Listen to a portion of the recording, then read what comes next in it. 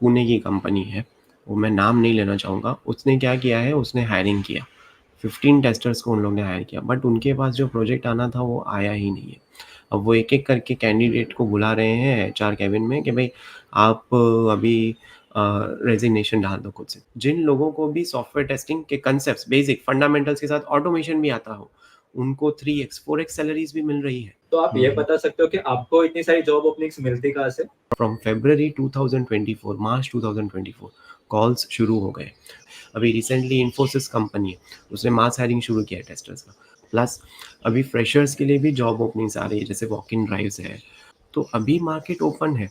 अभी भी अगर आपको जॉब नहीं मिल रही है, आपको कॉल नहीं आ रहा है, तो डेफ़िनिटली फिर इट्स अ काइंड ऑफ हम लोगों को इंट्रोस्पेक्ट करना पड़ेगा। हम लोगों को अपने अंदर देखना पड़ेगा कि भई प्रॉब्लम कहाँ पे है? किसी को सॉफ्टवेयर टेस्टिंग में इंटरेस्ट आ रहा है, तो वो अपना फर्स्ट जॉब कैसे ढूँढ सकता है as a fresher software testing में? आजकल के टाइम पे क्या है, इंटरव्यूज़ को भी हद से ज़्यादा, ज़रूरत से ज़्यादा लोगों ने उसको टफ़ बना के रख दिया। बहुत हाइप कर दिया। ये भी पूछेंगे, वो भी पूछेंगे, पूरा 360 डिग्री पूछ लेंगे, बट फिर हायर तो करते ही नहीं है। अगर किसी को 2 टू 5 इयर्स एक्सपीरियंस है ऑटोमेशन में, तो उससे क्या एक्सपेक्टेशन रहती है फिर? तो आप क्या हुँ। पैटर्न देख रहे हो? कौन से स्किल सेट के लिए आपको ज़्यादा ओपनिंग दिख रही है अभी? जभी भी आपको ऐसा कोई क्वेश्चन मिले जिसका आंसर आपको अच्छे से आता हो, तो उसमें आप ज़्यादा से ज़्यादा टाइम लो इंटरव्यूअर का। अगर किसका ले ऑफ हो गया है, तो आपको क्या लगता है उनको क्या-क्या स्टेप्स फॉलो करना चाहिए ताकि उनको एक जॉब मिल जाए दूसरा? काफ़ी सारी चीज़ें ऐसी हैं जिसमें एआई अभी भी नहीं कर सकता है, पर एआई का भी लोगों ने काफ़ी हाइप क्रिएट कर लिया है। आजकल ऐसे बोला जा रहा है कि डेवलपर्स भी टेस्टिंग कर रहे हैं। तो हाँ, आपको क्या लगता है फ्यूचर में सॉफ्टवेयर टेस्टर्स की फिर ज़रूरत नहीं पड़ेगी? पर अगर आप सर्विस बेस्ड कंपनी में जाते हो तो डीएसए इतना नहीं पूछेंगे आपको। तो आपको क्या लगता है ऑटोमेशन का फेक एक्सपीरियंस डालना चाहिए रिज़्यूमे में? या तो फिर ऐसा भी होता है कि काफ़ी टाइम पे इंटरव्यूअर्स पैनल्स को भी पता नहीं होता कि उनको हायर किसको करना है। अब हायर करेंगे सब ऑटोमेशन के क्वेश्चंस, पर करवाएँगे काम फिर मैनुअल टेस्टिंग का। तो आपको हुँ, क्या लगता है ऑटोमेशन टेस्टिंग ईज़ी होता है? देती है। काफ़ी सारी कंपनीज़ है, जैसे एक्सेंचर है, फिर एचपी है। ये कंपनीज़ ऐसी है जो करियर रीस्टार्ट प्रोग्राम्स भी रखती है, जो प्रायोरिटी देती है वुमेन को कि वो अपना करियर रीस्टार्ट कर सकें। अप्लाई किया 800 ने, जॉब है 4 टेस्टर्स की, रिक्वायरमेंट है 4 टेस्टर्स का, कॉल्स जाएँगे 20 पीपल को। आप देख रहे हो अभी इतनी सारी जॉब ओपनिंग्स आ रही है, लेकिन लोग ऐसे बोल रहे हैं कि मार्केट में जॉब ही नहीं है। तो आपको क्या हुँ। लगता है इसके बारे में? अभी आजकल के टाइम पे क्या हो गया है, लोगों को एक रील्स का एक माइंडसेट हो गया है। 30 सेकंड्स रील्स देखा, वो माइंड काइंड ऑफ फ्रेश हो जाता है, नेक्स्ट रील, नेक्स्ट रील। तो अभी ऑटोमेशन में क्या है, आप ऐसा नहीं है कि भाई आप 30 सेकंड्स में आपको आ जाएगा। हेलो दोस्तों, मेरे यूट्यूब चैनल में आपका स्वागत है। आज के जो हमारे गेस्ट हैं उनका नाम है राकेश, जिनको अराउंड 14 इयर्स का एक्सपीरियंस है सॉफ्टवेयर टेस्टिंग में और ये क्यूए मैनेजर है। तो आज के इस पॉडकास्ट में हम लोग बहुत कुछ चीज़ें डिस्कस करेंगे, जैसे कि अगर आपके करियर में गैप है, तो क्या आपको नया जॉब मिल सकता है क्या? फिर अगर आपको ऑटोमेशन टेस्टिंग में एक्सपीरियंस है, तो आपसे क्या एक्सपेक्टेशन रहती है जॉब इंटरव्यू में? क्या डीएसए चाहिए रहता है क्या? उसके बाद अगर आप अभी जॉब स्विच कर रहे हो, तो आपको कितना हाइक मिल सकता है करंट मार्केट में? तो सबसे पहले हम लोग राकेश के इंट्रोडक्शन से स्टार्ट करते हैं, तो over to you Rakesh. Yeah thank you Siddharth कि आपने मुझे ये पॉडकास्ट में इनवाइट किया, और मैं काफ़ी खुश हूँ कि आपके साथ में आज हम लोग कनेक्ट हो रहे हैं। वीकेंड है, संडे का दिन है, तो बड़ी खुशी होती है कि क्यूए कम्युनिटी में, अपनी टेस्टिंग कम्युनिटी में किसी के साथ कनेक्ट होके हम लोग इस बातें पे डिस्कस करें कि टेस्टिंग का करियर क्या है, या करियर गैप के बाद में जॉब मिलना चाहिए, राइट? तो सबसे पहले मैं अपना इंट्रोडक्शन देना चाहूँगा। मेरा नाम राकेश चावला है और मैं क्यूए मैनेजर हूँ। मैं एक सर्विस बेस्ड कंपनी में जॉब करता हूँ। So over the period of 14 years मैंने software testing, manual testing, functional testing plus automation testing में काम किया हुआ है, और it has been like 14 years हो गया है ये इंडस्ट्री में। तो इट्स वेरी हैप्पी, और मैं काफ़ी खुश हूँ आज इस पॉडकास्ट पे जॉइन होने पे, कि आज सिद्धार्थ के साथ हम लोग कनेक्ट हुए हैं, right? Yes, thank you Siddharth. Thank you Rakesh आपके इंट्रोडक्शन के लिए। तो हुँ। राकेश आपको क्या लगता है कि किसी को भी एक सॉफ्टवेयर टेस्टिंग ऐसा करियर चूज़ करना चाहिए 2024 में? Yes, definitely. तो देखो, सॉफ्टवेयर टेस्टिंग का जो करियर है, ये आप 2024 में बात कर लो, या 2020, या over the period of time 2028 की बात कर लो, तो सॉफ्टवेयर टेस्टिंग का जो प्रोफाइल है, जो करियर है, वो एक एवरग्रीन करियर है। टेस्टर्स की हमेशा डिमांड रहेगी ही मार्केट में, वो भले कोई आईओएस एप्लीकेशन हो, कोई एंड्रॉयड एप्लीकेशन हो, या कोई वेब एप्लीकेशन हो। तो उसमें कोई भी दो राह नहीं है कि भाई सॉफ्टवेयर टेस्टिंग डिमांड में नहीं है, हम लोगों को लेना ही नहीं चाहिए। जैसे अभी के टाइम पे हम लोग एक कंपैरिज़न करें, अगर 1995 में हम लोग फ़ोटोग्राफ़र्स के लिए भी रोल्स होते थे, उनके लिए भी जॉब्स होते थे। आजकल सब कुछ मोबाइल में ही होने लगा है, तो फ़ोटोग्राफ़र्स का जो डिमांड है वो कम हो गया है, बट टेस्टर्स के केस में ऐसा नहीं है। टेस्टिंग की डिमांड आज भी है, फ्यूचर में भी रहेगी। हाँ, अब कुछ लोग हैं वो टेस्टिंग का काम नहीं करते हैं, वो सिर्फ़ सपोर्ट का या जैसे मेंटेनेंस का काम करते हैं, नॉन टेक्निकल काम करते हैं। तो वैसा वैसा टेस्टिंग नहीं है। टेस्टिंग का मतलब क्या है कि भई आपको वैलिडेशन करने आना चाहिए। आपको ये देखना है कि भई रिक्वायरमेंट सक्सेसफुली मीट हो रहा है कि नहीं हो रहा है। एंड यूज़र के पर्सपेक्टिव से सॉफ्टवेयर रेडी है या नहीं है। उस तरीके से हम लोग देखें तो definitely testing is a very bright career. हम लोगों को डेफ़िनिटली 2024 में ये करियर लेना ही चाहिए, उसमें कोई भी डाउट नहीं है। आगे भी काफ़ी अच्छा स्कोप है। आजकल के टाइम पे अगर आप देखें, काफ़ी सारी लोकेशंस जैसे बैंगलोर है, पुणे है, हैदराबाद है, जिन लोगों को भी सॉफ्टवेयर टेस्टिंग के कांसेप्ट्स, बेसिक फंडामेंटल्स के साथ ऑटोमेशन भी आता हो, उनको 3x, 4x सैलरीज़ भी मिल रही है। जॉब मार्केट भी ओपन है, तो सैलरीज़ भी आपको अच्छी मिल रही है। और अभी के टाइम पे एसडेट लेवल पे भी रोल आ गया है। तो एसडेट के जो रोल्स अगर आप लेते हैं, तो उसमें आपका पैकेज करीब-करीब उतना ही हो जाता है जितना डेवलपर्स का पैकेज है। इसके अलावा आप सर्विस बेस्ड कंपनीज़ में भी आपको अपॉर्च्युनिटीज़ है, प्रोडक्ट बेस्ड कंपनी जैसे अमेज़न में भी अपॉर्च्युनिटी है। तो काफ़ी हायरिंग हो रही है टेस्टर्स की, तो डेफ़िनिटली 2024 में टेस्टिंग तो आपको करियर लेना ही चाहिए। और सॉफ्टवेयर टेस्टिंग ऐसा करियर है जो हमेशा ही रहेगा, क्योंकि जब भी हम लोग क्वालिटी की बात करते हैं तो सबसे पहले सॉफ्टवेयर टेस्टिंग ही आता है कि उससे ही हम लोग प्रोडक्ट की क्वालिटी बेटर बना सकते हैं। Correct, correct, absolutely. क्योंकि क्वालिटी के बिना वो सॉफ्टवेयर बिज़नेस पर्पज़ भी सॉल्व नहीं करेगा और ना ही फिर उसको आगे कोई ज़्यादा टाइम तक यूज़ कर पाएगा। अगर उसमें बग्स होंगे, डिफेक्ट्स होंगे, डेफ़िनिटली सॉफ्टवेयर टेस्टिंग काफ़ी अच्छा करियर है। तो राकेश, अगर किसी को सॉफ्टवेयर टेस्टिंग में इंटरेस्ट आ रहा है तो वो अपना फर्स्ट जॉब कैसे ढूंढ सकता है as a fresher software testing में? येस। अभी अगर एज़ अ फ्रेशर हम लोग ये चीज़ को देखें, तो प्री कोविड टाइम 2020 2019 में क्या होता था कि आप एज़ अ सॉफ्टवेयर टेस्टर आप रिज़्यूमे फॉरवर्ड करते थे, ईमेल करते थे और आप बोलते थे कि भई मुझे अप्लाई करना है, इंटरव्यूज़ के कॉल्स आ जाते थे। अभी थोड़ा ट्रेंड में शिफ्ट हुआ है। अभी क्या होता है कि आपको लिंक्डइन पे एक्टिव रहना पड़ेगा, क्योंकि रिक्रूटर्स आपके रिज़्यूमेज़ को शॉर्टलिस्ट करेंगे, बट उसके पहले आपकी प्रोफ़ाइल पे भी वो गो थ्रू करेंगे कि भई आपने रियली में सॉफ्टवेयर टेस्टिंग में एक्सपीरियंस लिया है, आप रियली में सॉफ्टवेयर टेस्टिंग करते हैं। ऐसा तो नहीं है कि कहीं आप फेक एक्सपीरियंस से आप आ रहे हैं। तो ये सारे केसेस काफ़ी हो रहे हैं, इसीलिए लिंक्डइन पे एक्टिव रहना है। और एज़ अ फ्रेशर ऐसा नहीं है कि भई आप सिर्फ़ एज़ अ मैनुअल टेस्टर आप जॉब ढूँढो, क्योंकि आज नहीं तो कल आपको ऑटोमेशन करना ही है। तो आपको कोई ना कोई प्रोग्रामिंग लैंग्वेज आनी चाहिए, एटलीस्ट बेसिक्स ऑफ सेलेनियम पता हो, आपको वेब ड्राइवर के बारे में पता हो और कुछ डेवऑप्स का आइडिया हो। डेवऑप्स में भी कोई भी आपको ऐसा नहीं एक्सपेक्ट करेगा कि आप पूरी की पूरी पाइपलाइन खुद से बनाओ, बट एटलीस्ट बेसिक आइडिया हो, अच्छा डेवऑप्स क्या है? क्योंकि इंटरव्यूज़ में ये सब चीज़ें इसके लिए पूछते हैं ताकि इंटरव्यूअर को पता पड़ सके कि जो कैंडिडेट आया है सॉफ्टवेयर टेस्टिंग जॉब के लिए, उसके पास कितना नॉलेज है। वो up to the market level वो पूरा रिसर्च करके आया है या नहीं आया है। किसी को भी बुकिश नॉलेज नहीं चाहिए आजकल के टाइम पे।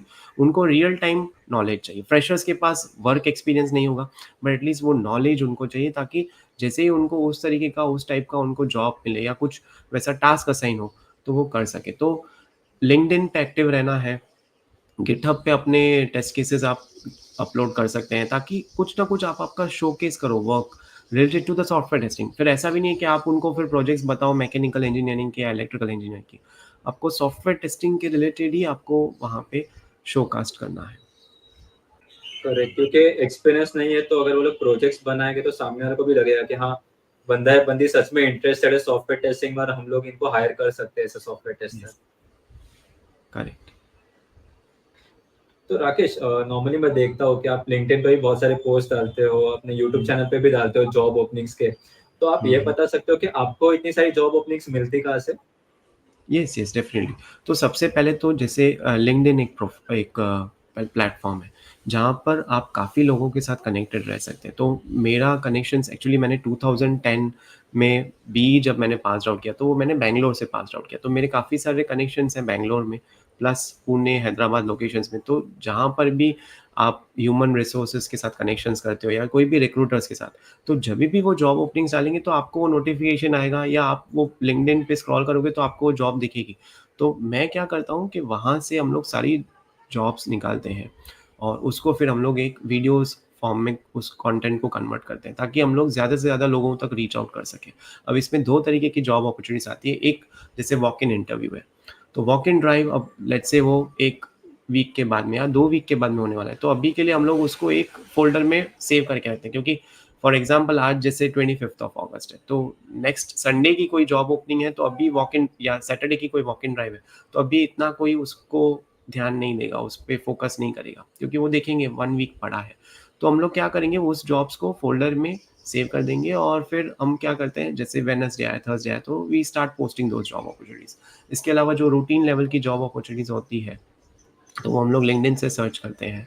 लिंक्डइन पे आप काफ़ी कनेक्शंस होते हैं, तो आप को पता पड़ जाता है कोई भी अगर जॉब पोस्ट करता है, कोई भी अपलोड करता है। प्लस जो लिंक्डइन पे एक जॉब्स का भी एक टैब है, डेडिकेटेड टैब है, जहाँ पर आप सर्च भी कर सकते हो, तो वहाँ से भी हम लोग जॉब सर्च करते हैं। तो जनरली मैं क्या करता हूँ कि end of the day night 10:30 PM, 11 PM सारी जॉब्स मैं उसको एक्सपोर्ट कर देता हूँ और नेक्स्ट डे उसको वीडियोज़ के फॉर्म में रख देते हैं।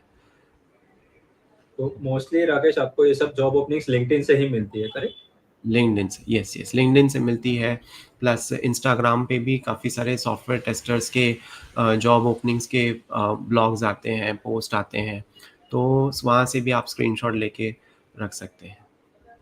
और मतलब अगर किसी को जॉब सर्च करना है तो आपका मेथड भी यूज कर सकता है, लिंक्डइन पे जाके देख सकता है कि कौन से ओपनिंग्स और अप्लाई कर सकता है। Yes yes, definitely. मैं एक्चुअली लिंक्डइन पे भी पोस्ट करता हूँ, बट वहाँ पर लिंक्डइन पर मैं इतना एक्टिव नहीं हूँ। मुझे भी एक्टिव रहना है लिंक्डइन पे, काफ़ी टाइम हो गया है, 3 टू 6 मंथ्स हो गए हैं।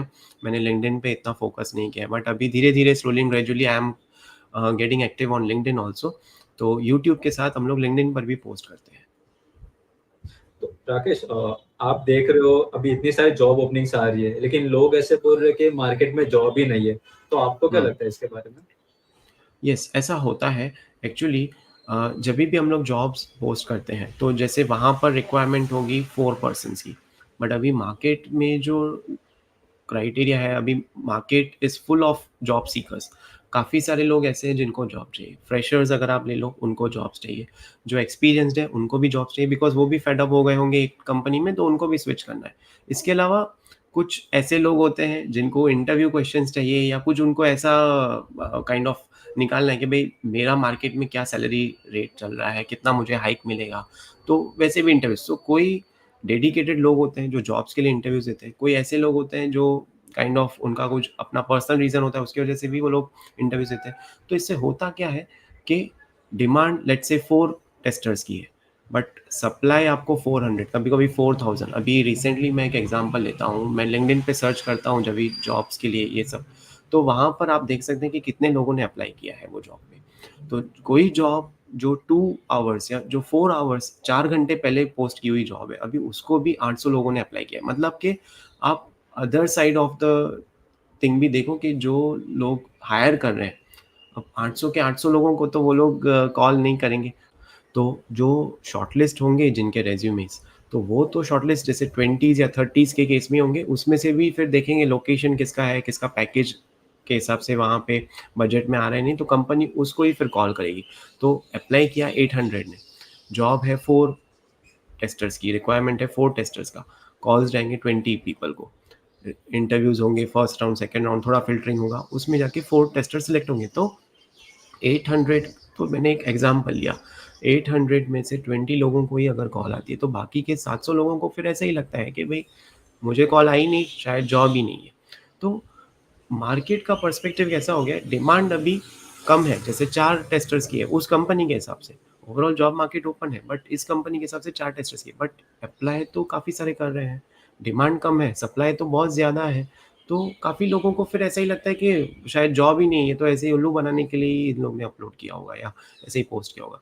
तो ये फिर हम लोगों का माइंडसेट हो जाता है ना? लेकिन राकेश, आपको क्या लगता है करंट मार्केट में जॉब्स है कि ओपनिंग्स कम दिख रही है आपको भी? Yes, yes. अभी अभी कंपैरेटिवली अगर हम लोग आज के टाइम पे देखें, जैसे अगस्त 2024 में, तो जॉब मार्केट ओपन है। काफ़ी ऐसे लोग हैं जिनको जॉब्स मिल रही है नॉन आईटी टू आईटी में। काफ़ी ऐसे भी लोग हैं जिनको जॉब्स मिल रही है विथ 2 या 3 ऑफ़र के साथ में 100% हाइक, 270% हाइक, 200% हाइक, वैसे भी जॉब्स मिल रहे हैं। अब इसमें हो क्या रहा है कि अगर आप सितंबर 2023 का पीरियड देखोगे या अगस्त 2023 लास्ट 1 ईयर, तो तभी ना ही कोई कंपनीज़ प्लेसमेंट्स के लिए जाती थी कॉलेजेस में और ना ही कोई एक्सपीरियंस को जॉब्स थी। तो तभी फ्रेशर्स और एक्सपीरियंस के लिए पूरा डल मार्केट था। मार्केट में कोई भी जॉब नहीं थी। बट आज के टाइम में अभी आप देखो ये ईयर में फ्रॉम फ़रवरी 2024 मार्च 2024 कॉल्स शुरू हो गए। तो सबसे पहले कॉल्स शुरू हुए 4+ इयर्स ऑफ एक्सपीरियंस के लिए। उसके बाद में अगर आप अप्रैल-मई का पीरियड देखो तो 3+ इयर्स वालों के लिए भी कॉल्स चालू हो गए। अभी 2+ इयर्स के लिए भी जॉब ओपनिंग्स आ रही है। अभी आप देखोगे ना तो 2 टू 5 इयर्स ऐसा लिखा होगा, 2 टू 6 इयर्स या 2 टू 15 इयर्स ऐसा लिखा है। अभी रिसेंटली इन्फोसिस कंपनी है, उसने मास हायरिंग शुरू किया है टेस्टर्स का। वो 1 टू 15 इयर्स, 2 टू 15 इयर्स वैसे भी उन लोगों ने पोस्ट डाली है। प्लस अभी फ्रेशर्स के लिए भी जॉब ओपनिंग्स आ रही है, जैसे वॉक इन ड्राइव्स है। काफ़ी कंपनीज़ अभी नए फ्रेशर्स को भी हायर करने का ले रही है कि भई तो अभी मार्केट ओपन है। अभी भी अगर आपको जॉब नहीं मिल रही है, आपको कॉल नहीं आ रहा है, तो डेफ़िनिटली फिर इट्स अ काइंड ऑफ हम लोगों को इंट्रोस्पेक्ट करना पड़ेगा। हम लोगों को अपने अंदर देखना पड़ेगा कि भई प्रॉब्लम कहाँ पे है? या तो रिज़्यूमे में प्रॉब्लम है, या तो मैंने कुछ प्रोजेक्ट्स गलत डाल दिए, या रिज़्यूमे या मेरा कैंडिडेचर या मेरा प्रोफ़ाइल इतना सॉलिड नहीं है। तो ये काफ़ी पॉइंट्स हैं जो हम लोगों को फिर देखना पड़ेगा कि भई मार्केट जब खुल गया है, मार्केट में जब जॉब्स हैं, तो मुझे जॉब क्यों नहीं मिल रही? या तो फिर ऐसा भी हो सकता है कि आपका अभी वाला जो कंपनी में आपका जो पैकेज है, वो ही बहुत हाई है, जो दूसरी कंपनी में वो बजट में नहीं आ रहा हो, तो उसकी वजह से भी आपको कॉल नहीं आ सकता है। और स्किल सेट्स का भी हो सकता है। फॉर एग्जांपल कभी-कभी ऐसे होता है कि मुझे सेलेनियम आ रहा है लेकिन मैं साइप्रस के जॉब के लिए अप्लाई कर रहा हूँ, तो उधर कॉल आने के चांसेस कम ही है। कम है। एक स्किल सेट लेवल पे भी होता है, जैसे काफ़ी लोग ऐसे हैं कि भई वो सेलेनियम विद जावा में वो लोग अप्लाई करते रहेंगे बट अगर वो लोग रियली में सी शार्प उन्होंने डाला है जॉब डिस्क्रिप्शन में या पाइथन डाला है, तो वो पहले पाइथन कैंडिडेट्स को ही वो प्रायोरिटी देंगे। हालाँकि जॉब मार्केट में जावा काफ़ी अच्छा कर रहा है पाइथन से विद इन इंडिया, बट अगर कोई कंपनी है उनको डेडिकेटेड पाइथन ही चाहिए तो फिर वो थोड़ा जावा के लोगों को ना इग्नोर करेंगे, है ना? प्लस अगर आप देखोगे लोकेशन वाइज़ भी, अभी जैसे कोई जॉब ओपनिंग है बैंगलोर में, आप रह रहे हो कोची में, आपको कॉल आया रिक्रूटर का, आपने उसको बोला हाँ, मैं बैंगलोर आ जाऊँगा। पर रिक्रूटर ने अभी लास्ट 3 साल में अगर आप देखोगे ना उनके साथ में ऐसे-ऐसे एक्सपीरियंस हुए कि कैंडिडेट ने जॉइन ही नहीं किया। तो वो लोग भी डबल थिंक करते हैं, वो लोग भी ज़्यादा सोचते हैं, अच्छा नहीं कोची से है, बैंगलोर आएगा कि नहीं आएगा? उसके पास ऑलरेडी जॉब होगा, बैकअप लेके रखा होगा तो फिर मिलेगा कि नहीं मिलेगा? तो वो काफ़ी सारे रीज़न्स हैं, इसकी वजह से भी इम्पैक्ट होता है फिर। और राकेश, नॉर्मली अगर हमारे करियर में गैप है, तो आपको क्या हुँ, लगता है वो गैप की वजह से हमको जॉब मिल सकता है कि गैप होना एक प्रॉब्लम देता है जॉब ढूँढने में? राइट। अभी गैप के केस में कैसा है कि आपको ये देखना है कि कितने साल का आपके पास गैप है। अब जैसे 4 मंथ्स पहले या 6 मंथ्स पहले आपको कोई कंपनी में जैसे यूकेजी कंपनी उसने 300 लोगों को ले ऑफ किया। तो कोई मास ले ऑफ हो रहा है फिर आपके पास गैप आ रहा है तो उतना हम लोग कंसिडर कर सकते हैं क्योंकि सबको पता है हर कंपनी ले ऑफ कर रही है। थोड़ा-थोड़ा प्रॉफ़िट म मेकिंग के लिए, प्रॉफ़िट अपना बढ़ाने के लिए एम्प्लॉइज़ को ले ऑफ कर रहे हैं, प्रोजेक्ट्स आ नहीं रहे।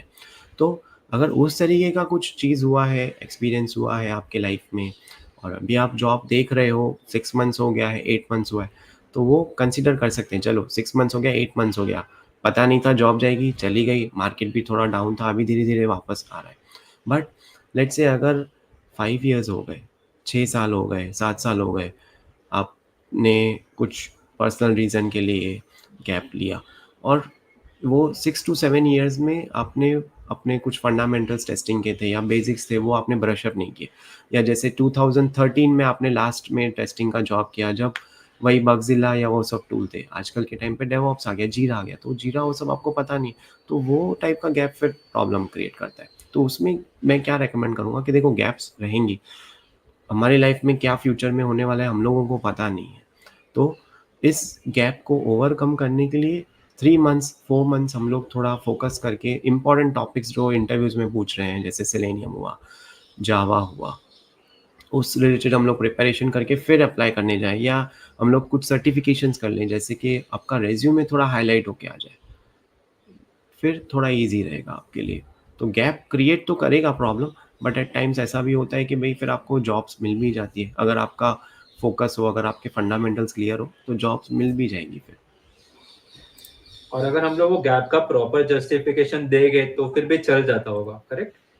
Yes, yes. गैप का अब जैसे कुछ मेडिकल इश्यू है या जैसे काफ़ी फीमेल्स हैं, उनका कैसे होता है कि मैरिज हो गया, रिलोकेशन हुआ, प्रेगनेंसी हो गई, तो मैटरनिटी लीव, तो काफ़ी सारे रीज़न्स हैं इसमें। तो अगर कोई जेन्युइन रीज़न है तो डेफ़िनिटली, और सामने कंपनी भी देखती है, अगर आपके पास गैप है, मतलब वो आपको क्या उतना पैकेज देगी प्लस 10% 20% जो उसके बजट में डेफ़िनिटली आएगा, क्योंकि 10 इयर्स में तो आपका इन्फ्लेशन कहाँ से कहाँ हो गया है।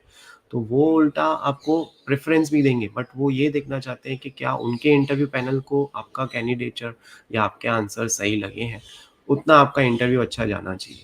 अब ऐसा भी नहीं होना चाहिए कि भई 10 क्वेश्चन पूछे, उसमें से आपने 2 ही क्वेश्चन आंसर किए, पर आपका रीज़न तो जेन्युइन है, वो भी नहीं चलेगा। आपका रीज़न भी जेन्युइन है और फिर आपके पास नॉलेज भी है, बट हाँ, एक अपॉर्च्युनिटी के लिए आप वेट कर रहे हो, तो डेफ़िनिटली आपको फिर कंपनी भी देती है। काफ़ी सारी कंपनीज़ हैं, जैसे एक्सेंचर है, फिर एचपी है। ये कंपनीज़ ऐसी है जो करियर रीस्टार्ट प्रोग्राम्स भी रखती है, जो प्रायोरिटी देती है वुमेन को कि वो अपना करियर रीस्टार्ट कर सकें। और राकेश, आपने स्किल्स के बारे में ही बात की, तो आप क्या हुँ, पैटर्न देख रहे हो? कौन से स्किल सेट के लिए आपको ज़्यादा ओपनिंग दिख रही है अभी?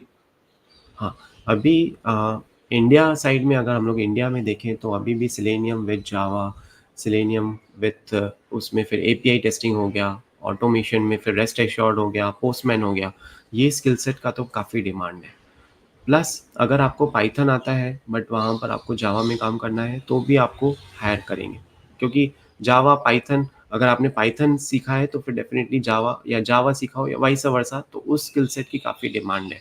तो कोई भी आप जॉब्स में जाएँगे या कोई भी इंटरव्यूज़ में ले जाएँगे तो वहाँ पर आप देखोगे ही सेलेनियम विद जावा कोई प्रोग्राम वो लोग आपको देंगे लिखने के लिए, या कोई फ्रेमवर्क के बारे में पूछेंगे आपको क्वेश्चन, सेलेनियम के बारे में पूछेंगे। प्लस बीडीडी के लिए भी काफ़ी प्रायोरिटाइज़ कर रहे हैं आजकल के टाइम पे सब लोग। देखिए भले ही आपके जॉब डिस्क्रिप्शन में मैनुअल लिखा है, पर वो लोग बीडीडी के भी ऊपर आपको क्वेश्चंस करेंगे ही करेंगे। इंटरव्यू स्टार्ट ही ऑटोमेशन से होता है।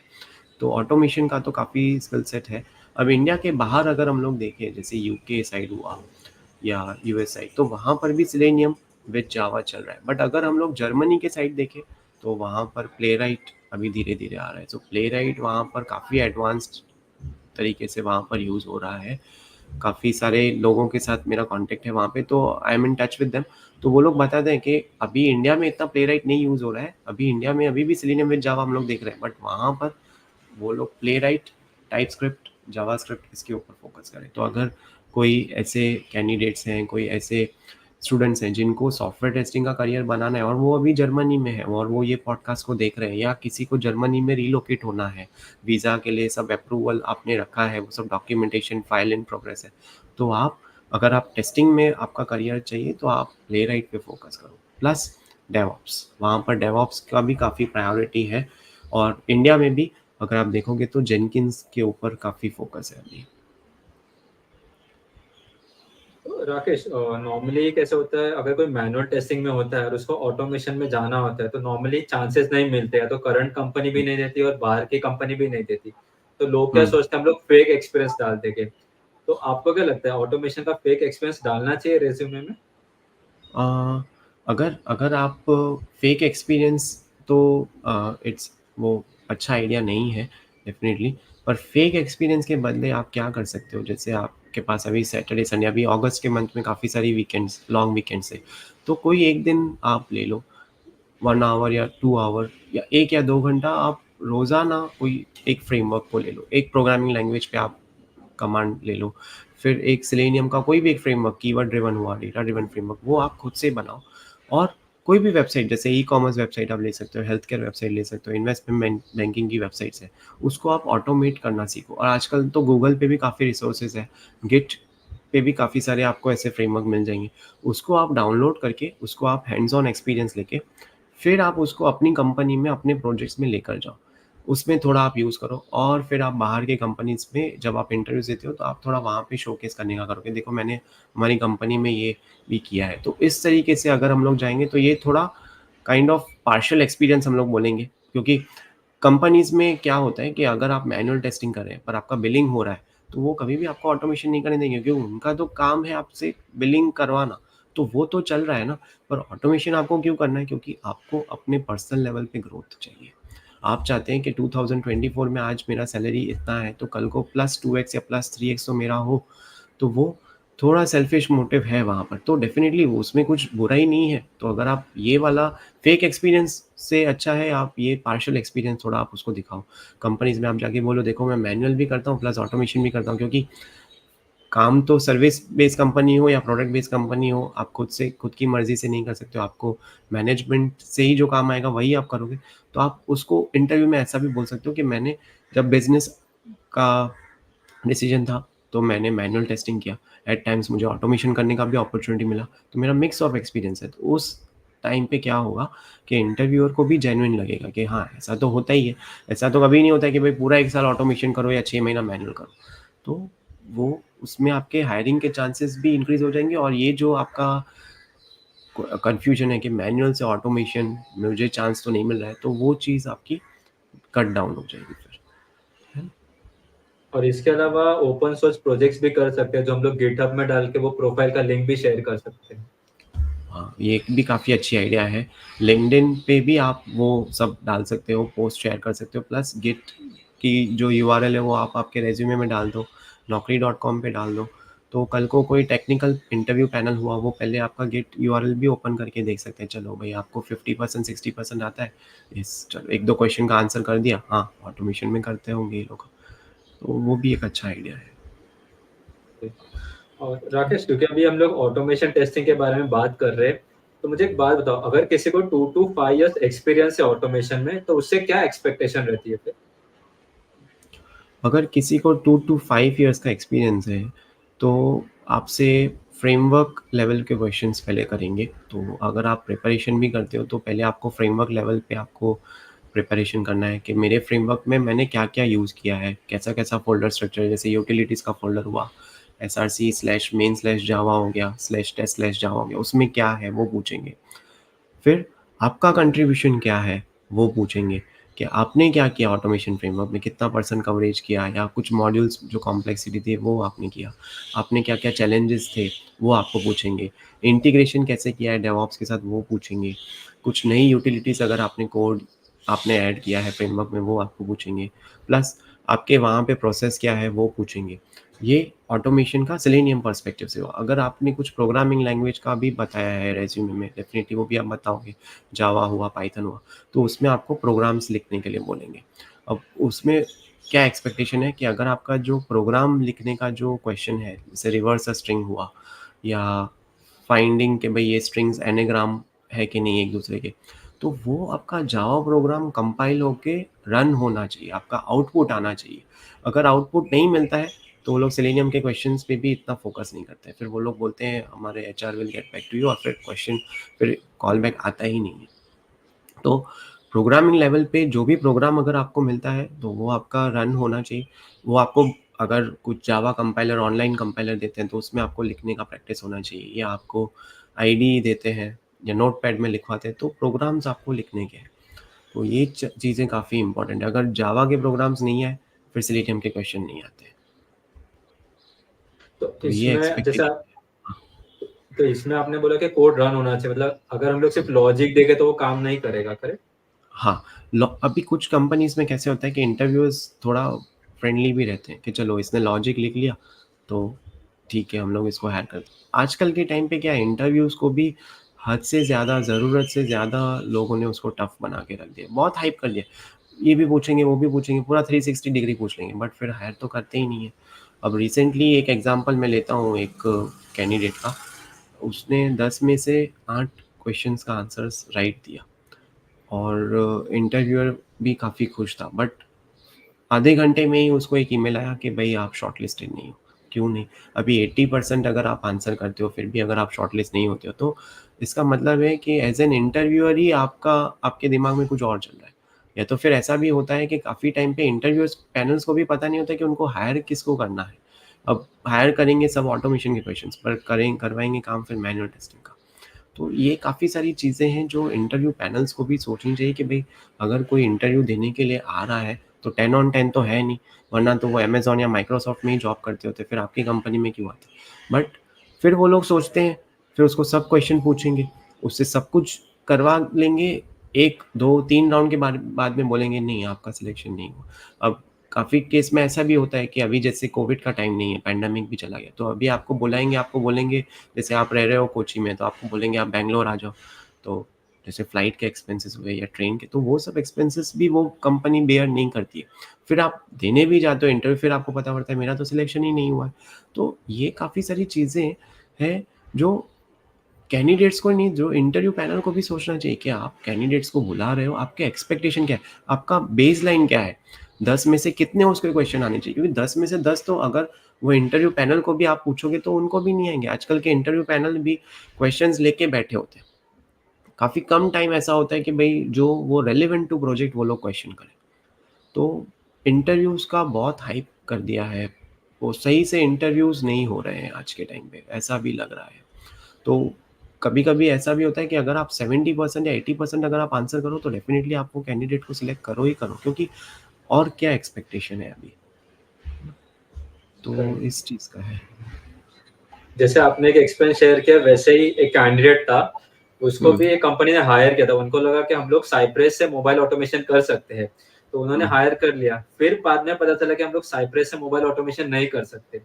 तो फिर हुँ, वो कैंडिडेट को फिर उनको निकालना पड़ा, लेकिन वो गलत हायरिंग की वजह से कैंडिडेट की कोई गलती ही नहीं थी उसमें। नहीं थी, राइट? अभी एक और एग्ज़ाम्पल मैं आपको देता हूँ, एक पुणे की कंपनी है, वो मैं नाम नहीं लेना चाहूँगा। उसने क्या किया है, उसने हायरिंग किया। 15 टेस्टर्स को उन लोग ने हायर किया, बट उनके पास जो प्रोजेक्ट आना था वो आया ही नहीं है। अब वो एक-एक करके कैंडिडेट को बुला रहे हैं एचआर केबिन में कि भई आप अभी रेज़िग्नेशन डाल दो खुद से। तो कैंडिडेट्स क्या सोचेंगे कि भई अभी 1 या 2 मंथ्स ही हुआ है, अभी मैं रेज़िग्नेशन डालूँगा तो मेरा रिज़्यूमे पे भी एक इम्पैक्ट खराब होगा और मेरे को फ्यूचर कंपनी क्या पूछेगी, 1 महीने में आपने क्यों छोड़ा, 2 महीने में क्यों छोड़ा? तो इस तरीके के जो डिसीज़न्स हैं, जो टॉप लेवल मैनेजमेंट के डिसीज़न्स होते हैं, उसकी वजह से भी काफ़ी इम्पैक्ट होता है। और ऐसा नहीं है कि सिर्फ टेस्टर्स इम्पैक्ट, इसकी वजह से ओवरऑल सॉफ्टवेयर इंजीनियर्स हो गए, डेवलपर्स हो गए, प्रोग्रामर्स हो गए, काफ़ी लोगों को इम्पैक्ट होता है। करेक्ट। राकेश, आपने जैसे बोला कि 2 टू 5 ईयर्स का क्या एक्सपेक्टेशन रहता है, तो उनसे हाँ। डीएसए भी एक्सपेक्टेड रहता है क्या इंटरव्यू में? डीएसए में जैसे कि आप ये वेबसाइट देखोगे, गीक्स फॉर गीक्स या लीड कोड वेबसाइट है, तो उसमें जो ईज़ी लेवल के प्रोग्राम्स हैं, वो भी एक्चुअली टेस्टर्स के लिए तो काफ़ी कॉम्प्लेक्स ही है ना? पर जो प्रोडक्ट बेस्ड कंपनीज़ हैं, वो ईज़ी लेवल वाले वो क्वेश्चंस पूछते हैं उसमें। और अगर आप सर्विस बेस्ड कंपनी में जाते हो तो डीएसए इतना नहीं पूछेंगे आपको। उसमें आपको ज़्यादा से ज़्यादा जावा कलेक्शंस या स्ट्रिंग्स के ऊपर आपको क्वेश्चंस आएँगे। आपको प्रोडक्ट बेस्ड कंपनी में डीएसए के लिए तैयारी करनी पड़ेगी। ओके, मतलब 2 टू 5 इयर्स को भी डीएसए का अगर प्रोडक्ट बेस्ड है तो करनी पड़ेगी, प्रोडक्ट सर्विस बेस्ड बेस्ड, के लिए चलेगा। हाँ, क्योंकि प्रोडक्ट बेस्ड कंपनी में 1 या 2 राउंड नहीं होता है, 4 टू 5 राउंड्स होते हैं। उसमें कहीं न कहीं पे वो डीएसए के क्वेश्चन लेकर ही आते हैं। तो बेटर है कि हम लोग वो वेबसाइट्स में से अगर प्रिपेयर करें, ईज़ी वाले से शुरू करें, फिर मीडियम, उतना भी काफ़ी है। और क्योंकि उनका फर्स्ट और सेकंड राउंड ही कोडिंग होता है, तो शायद उधर ही वो लोग डीएसए पूछ लेंगे, करेक्ट? हाँ, यस, यस। पूछो। तो राकेश, क्योंकि हम लोग अभी जॉब के बारे में बात कर रहे हैं, तो एक नेक्स्ट पर्सपेक्टिव भी आता है इंटरव्यू का। तो आप हुँ। ये बता सकते हो, क्योंकि आप भी इंटरव्यू लेते रहोगे, तो आप क्या देखते हो जब आप क्यूए का इंटरव्यू कंडक्ट करते हो तभी? हाँ, सो एक्चुअली जब भी इंटरव्यूज़ होते हैं तो फर्स्ट प्रायोरिटी उनका जो रिज़्यूमे है, उसमें जो स्किल सेट लिखा हुआ है उसके प्रोजेक्ट्स पे। अब उसके प्रोजेक्ट्स में कोई भी इंटरव्यूअर को इंटरेस्ट नहीं होगा कि भई वो वहाँ पे क्या करते हैं। बट उसका जो डोमेन है प्रोजेक्ट का, उसमें क्या टेस्टिंग किया है, कैसे उन लोगों ने ऑटोमेट किया है, कौन-सा फ्रेमवर्क है, या सही में वो डिज़ाइन करते हैं या डेवलपमेंट करते हैं, या वो सिर्फ़ काइंड ऑफ मैनुअल टेस्टिंग कर रहे हैं पर वो बोल रहे हैं ऑटोमेशन। तो उस सारी चीज़ें पे हम लोग का फ़ोकस रहता है इंटरव्यूज़ में। प्लस सेकंड थिंग, जो बेसिक्स हैं, जो फंडामेंटल्स हैं, जैसे कि अगर आपको पूछें कि भई फाइंड एलिमेंट और फाइंड एलिमेंट्स के बीच में क्या डिफ़रेंस है? तो उस तरीके के बेसिक क्वेश्चंस आपको पता होने चाहिए। कोई भी ऐसा आपको नहीं पूछेगा कि भई अभी का अभी आप कोड लिखो पूरा का पूरा 20 या 25 लाइन का इस पर्टिकुलर चीज़ पे। बट आपका लॉजिक क्लियर होना चाहिए। आपके पास वो माइंड में क्लैरिटी होना चाहिए कि इस प्रॉब्लम स्टेटमेंट के लिए मेरा अप्रोच क्या रहेगा। अगर प्रोग्राम नहीं भी लिख सकते हो तो एटलीस्ट आप लॉजिक बता सको, उतना हम लोग देखते हैं इंटरव्यूज में। करेक्ट। तो ये सारा टेक्निकल स्किल्स हो गया, इसके अलावा भी आपको सॉफ्ट स्किल्स भी देखते हो जब आप इंटरव्यू कंडक्ट करते हो तभी? यस, सॉफ्ट स्किल्स में जैसे कि कम्युनिकेशन स्किल्स हो गया, या कितना उसका बिहेवियर कैसा है, एज अ इंडिविजुअल मेंबर उसका कंट्रीब्यूशन ज़्यादा है या एज अ टीम भी वो जेल हो जाएगा। So those kind of things उतना इंटरव्यूज में देखते हैं। और राकेश, क्योंकि हम लोग अभी ऑटोमेशन के बारे में बात करते हैं, तो आपको हम्म। क्या लगता है ऑटोमेशन टेस्टिंग इजी होता है? एक्चुअली इसमें जैसे इजी तो नहीं है, डेफिनेटली उसमें लर्निंग कर्व है ही है। अगर हम लोग हमारे कॉलेज लेवल या स्कूल लेवल के एग्जांपल्स ले लें तो काफ़ी सारे लोग हम लोग में से ही जैसे ऐसे होंगे जिनको शुरू में मैथमेटिक्स बिल्कुल भी इजी नहीं लगता है।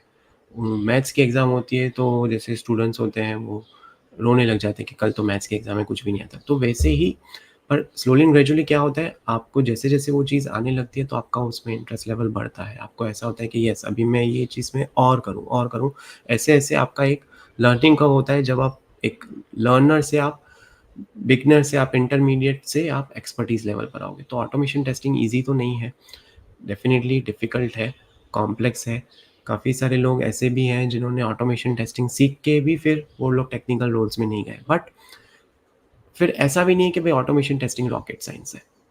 उसमें वैसे भी कैलकुलेशंस नहीं करने के, अभी आपको सैटेलाइट नासा पे भेजना है तो कितना कैलकुलेशन या वो सब का भी नहीं है। तो थोड़ा आपको हार्ड वर्क करना है, प्लस उसमें कंसिस्टेंसी चाहिए। अगर आपने आज कोड लिखा है, अगर आप 100 डेज़ या 200 डेज़ तक कंटिन्यूअसली आप कुछ ना कुछ कोड करो, 30 मिनट्स या 45 मिनट्स के लिए आप अपने कोडिंग पे ध्यान दो।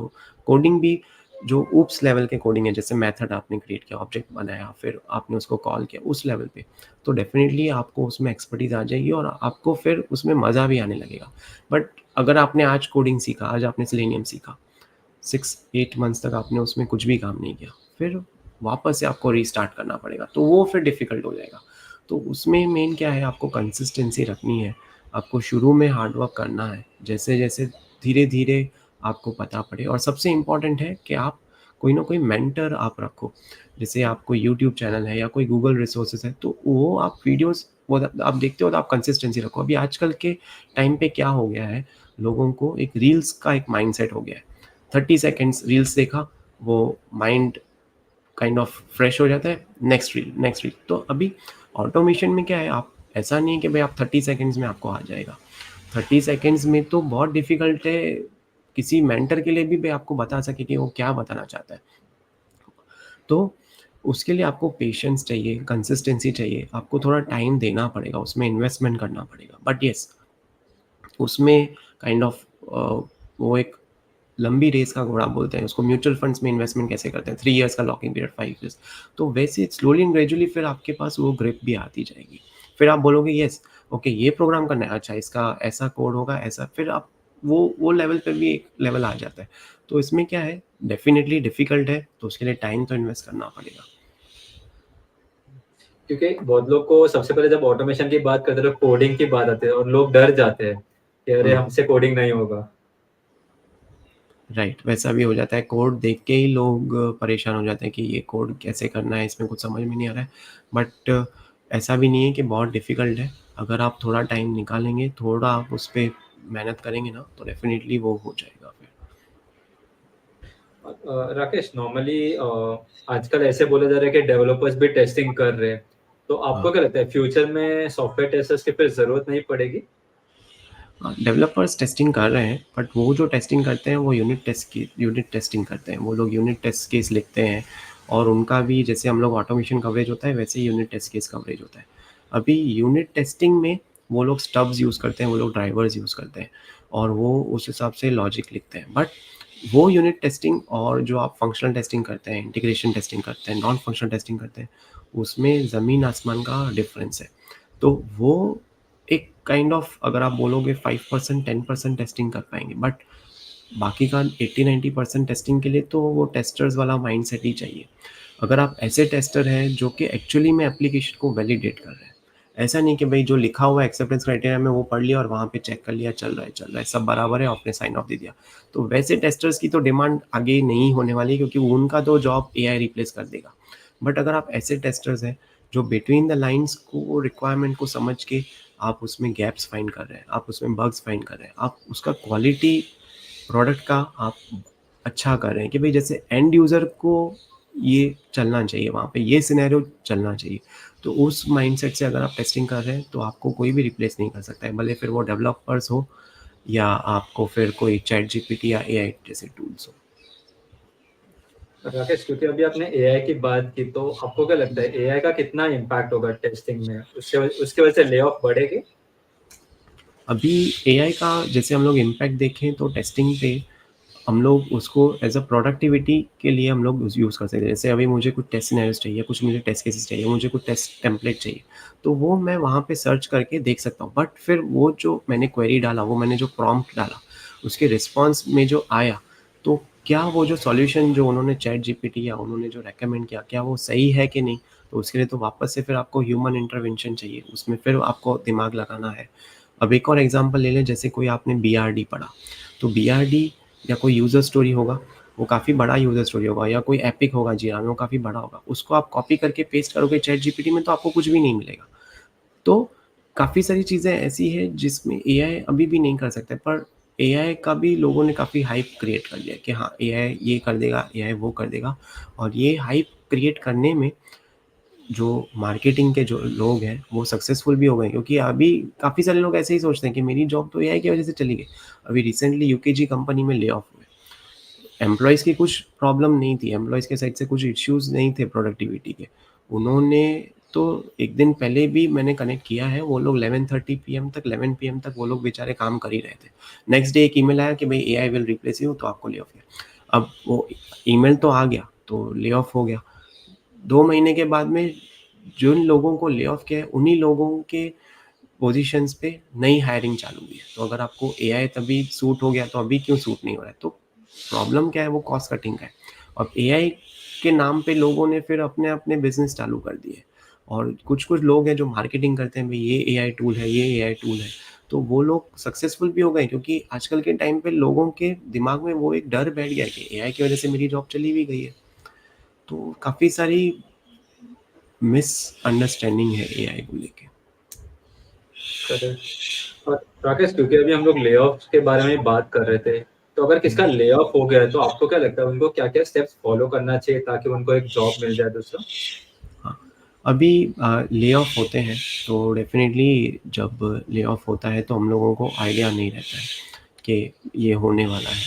बट अगर आप देख रहे हो कि आपकी कंपनी में कुछ लोगों को या कुछ ग्रुप ऑफ पीपल को, कुछ प्रोजेक्ट के लोगों को ले ऑफ किया है, तो आप उसका रीज़न निकालने का करो कि भाई क्यों ले ऑफ हुआ? प्रोजेक्ट चला गया इसके लिए ले ऑफ हुआ, या वो एंटायर टीम का परफॉर्मेंस डाउन था इसके लिए ले ऑफ हुआ? तो उस तरीके का हम लोगों को कंपनीज़ में आपको कॉन्शियसली बैठना है, क्योंकि अगर आप ऐसा सोचोगे कि मेरे साथ ले ऑफ नहीं होगा तो वो गलत है। ले ऑफ किसी के भी साथ हो सकता है। तो बेटर क्या है इस केस में कि आप जो टूल्स हैं या जो टेक्नोलॉजीज़ है, जो आप आपके प्रोजेक्ट में नहीं यूज़ करते हो, जैसे अभी आप ऑटोमेशन करते हो सेलेनियम विद जावा करते हो, बट आप एपीआई का ऑटोमेशन तो नहीं करते हो। तो वो साइड बाय साइड आप थोड़ा 1 घंटा 2 घंटा निकाल के, जैसे आपके काफ़ी सारे कनेक्शंस हैं, फ्रेंड्स हैं, आप उनको बोलो तेरे कंपनी में ये यूज़ हो रहा है, तू मुझे ये सिखा, मैं तुझे ये सिखा रहा हूँ। तो वो थोड़ा नॉलेज शेयरिंग हो जाएगा, तो उसमें क्या है आपका स्किल सेट बढ़ेगा। और कल को कुछ ले ऑफ हुआ भी तो उसके कंपनी में भी आप अप्लाई कर सकते हो, आपको पता है एपीआई के लेवल के क्वेश्चंस आएँगे। और आप दूसरी कंपनी में भी अप्लाई कर सकते हो, क्योंकि आपने वो टूल्स एंड टेक्नोलॉजीज़ पढ़े हुए हैं। तो हम लोगों को हमेशा रेडी रहना चाहिए कि कभी भी ले ऑफ हो सकता है। तो साइड बाय साइड प्रिपरेशन करते रहो, इंटरव्यूज़ के लिए रेडी रहते रहो, मॉक इंटरव्यूज़ देते रहो, रिज़्यूमे अपडेट करते रहो। ऐसा हो तो 3 टू 6 मंथ्स के बीच में कभी-कभी आप अप्लाई करके देखो कि भई कॉल्स आ रहे हैं, नहीं आ रहे हैं। ऐसा भी कर सकते हैं। और हम लोग जब भी इंटरव्यू देते हैं तो हमको पता भी चलता है कि मार्केट में क्या चल रहा है, तो वो एक रियल टाइम एग्जाम मतलब एक्सपीरियंस मिल जाता है कि अच्छा ये मांग रहे हैं तो हम लोग ये प्रिपेयर कर सकते हैं। यस, यस, सही बात है। और राकेश, आपको क्या लगता है सॉफ्टवेयर टेस्टिंग का फ्यूचर कैसा है? सॉफ्टवेयर टेस्टिंग का फ्यूचर डेफ़िनिटली ब्राइट है। काफ़ी अच्छा एक रोड करियर है और वो एवरग्रीन है। ऐसे अभी 2024 में हम लोग बात कर रहे हैं, 2028, 2032 अपकमिंग टाइम में भी वो चलेगा ही चलेगा। बट उसमें थोड़े-थोड़े चेंजेस आएँगे। जैसे 10 इयर्स पहले, 10 साल पहले क्या होता था? मैनुअल टेस्टिंग ही सिर्फ़ चलता था। उसके बाद में धीरे-धीरे ऑटोमेशन आने लगा। अब मैनुअल प्लस ऑटोमेशन दोनों चाहिए। तो ये चेंजेस आते रहेंगे, बट टेस्टिंग तो चलता ही रहेगा हमेशा। तो राकेश, आप कुछ फाइनल एडवाइस देना चाहोगे जो भी ये पॉडकास्ट देख रहे हैं उनको? हाँ, सो एक फाइनल एडवाइस यही देना चाहूँगा कि अगर आप इंटरव्यूज़ देने जाते हो, तो अगर आप वहाँ पर आपको कोई ऐसा क्वेश्चन मिलता है जिसमें आपको पता है कि उसका आंसर क्या है। तो कई बारी क्या होता है, हम लोग ऐसे क्वेश्चन को बहुत ईज़िली आंसर करके हम लोग निकल लेते हैं कि भई चलो ये तो आ गया। बट जभी भी आपको ऐसा कोई क्वेश्चन मिले जिसका आंसर आपको अच्छे से आता हो, तो उसमें आप ज़्यादा से ज़्यादा टाइम लो इंटरव्यूअर का। क्योंकि देखो, इंटरव्यूअर को भी 30 मिनट्स या 40 मिनट्स टाइम है आपसे इंटरव्यू लेने का। वो at the end interview and करके फिर वो भी काम करके टाइम शीट भर के फिर घर चला जाएगा। तो उसको भी टाइम की कीमत है। तो आपके लिए क्या इम्पोर्टेंट है? सिलेक्ट होना। तो अगर आप कोई इंटरव्यूज़ में जाते हो और वहाँ पे आपको कोई क्वेश्चन है जो अच्छे से आपको आता है, तो वो आप उसको डिटेल लेवल पे आंसर करो। आप उसका थियोरेटिकल आंसर दो, प्रैक्टिकल आंसर दो, रियल टाइम एग्ज़ाम्पल दो, उसको यूज़ केस बताओ, मैंने ऐसा-ऐसा यूज़ किया। उससे क्या होगा, आपका एक कम्फर्ट ज़ोन बन जाएगा इंटरव्यू में। आप उसका टाइम भी किल हो जाएगा, उसके आधे से ज़्यादा क्वेश्चन्स रह जाएँगे और वो सोचेगा येस इसको तो आता है, क्योंकि वो आपको पता है वो एरिया में आपके पास एक्सपर्टीज़ है। और इंटरव्यूअर को क्या लगेगा? हाँ, कि भाई बंदा अच्छा है, प्रिपेयर किया हुआ है, इसको हम लोग हायर कर सकते हैं। तो ये विन-विन सिचुएशन हो जाएगी। उसका टाइम भी निकलता जाएगा और आपका इंटरव्यू भी एक पॉजिटिव डायरेक्शन में शिफ्ट होता जाएगा। तो हम लोगों को इंटरव्यू के लिए मैं मेरा यही टिप्स एंड ट्रिक है, अगर कोई क्वेश्चन आता है जो आपको अच्छे से आंसर आता है, तो वो आप उसमें ज़्यादा से ज़्यादा उसका टाइम ले लो। करेक्ट, इससे इंटरव्यू आप जैसा चाहते हो वो साइड वैसा चला जाएगा फिर। चला जाएगा। सो thank you so much Rakesh, अपना टाइम देने के लिए, पॉडकास्ट के लिए। आपने बहुत सारे इंसाइट शेयर किए। होप जो भी ये पॉडकास्ट देख रहे होंगे उनको हेल्प होगी। So thank you so much Rakesh. Yeah thank you and it's a pleasure कि आपने इनवाइट किया। और आगे भी अगर कुछ ऐसे पॉडकास्ट करने हो तो आप बताइएगा। और आपको भी थैंक यू, क्योंकि आप कम्युनिटी के लिए इतना कुछ कर रहे हो, पॉडकास्ट के लिए आप अप्रोच कर रहे हो काफ़ी लोगों को, और आपने काफ़ी अच्छा कंटेंट भी रखा है चैनल पे।